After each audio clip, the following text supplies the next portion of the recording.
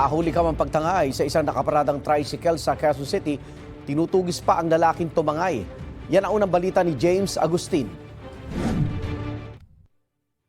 Nakaparada ang isang tricycle sa Santa Catalina Street sa Barangay Holy Spirit, Quezon City nang lapitan ito ng isang lalaki. Iniatras niya ang tricycle at saka itinulak ito. Sa iba pang anggulo ng CCTV, kita na minamaneho na ng lalaki ang tricycle. Isang oras bago ang pagnanakaw, nahagip ng CCTV ang lalaki na naglalakad na tila humahanap ng tiyempo. May hawak pa siyang plastik sa kaliwang kamay. Huling nakita ang lalaki na binabagtas ang Commonwealth Avenue. Ayon sa tricycle driver, nangyari ang krimen sa labas ng bahay ng kanyang kapatid. Bandang alas 7 na raw ng umaga niya nadiskubre ang pagnanakaw. Lasing na po kasi ako noon di ako po pinarada. Pero kadalasan po pinaparada ko din po dyan.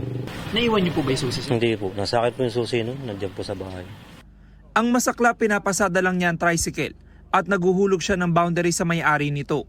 Sana ibalik niya lang yung tricycle. Iiwan niya lang kung saan ba niya iwan para matagpuan po namin.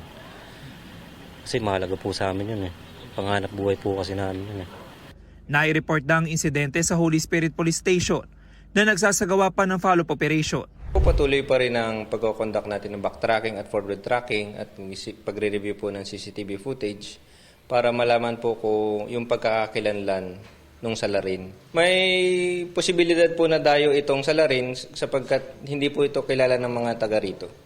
Ito ang unang balita. James Agustin para sa GMA Integrated News.